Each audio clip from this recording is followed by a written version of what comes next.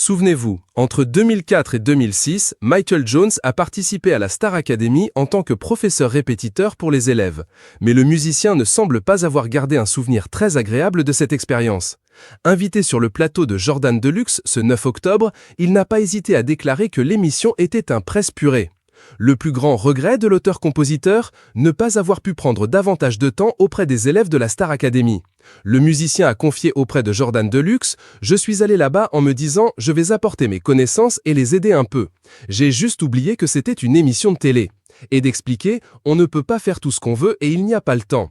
J'aurais aimé passer plus de temps à leur faire travailler des chansons, mais c'était tout le temps la course, c'est un presse-purée. » Toutefois, Michael Jones admet qu'il a plutôt apprécié la dernière saison diffusée en 2022, mais il ne souhaite pas participer à nouveau à l'émission.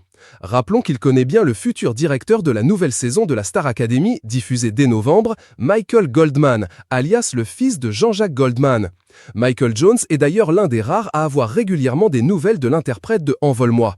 Mais il est particulièrement agacé lorsqu'on lui demande comment se porte le célèbre chanteur. « Je n'en sais pas beaucoup plus que les autres. On se voit de temps en temps, on est content de se voir. Là par exemple, il m'a envoyé un texto pour me dire qu'il y avait une magnifique victoire des Gaulois au rugby.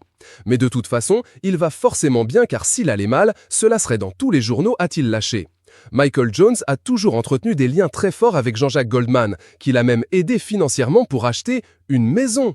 Le chanteur a un si grand cœur qu'il lui a même offert une moto et une guitare.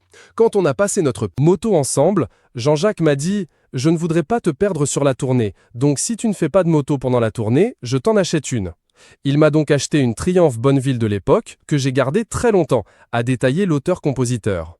Jean-Jacques Goldman, lui, habituellement si discret, est récemment sorti du silence pour dénoncer la publication d'une nouvelle autobiographie non autorisée dont la sortie est prévue pour mars 2024 et qui a été écrite par Jean Bender, un ami de jeunesse de l'artiste.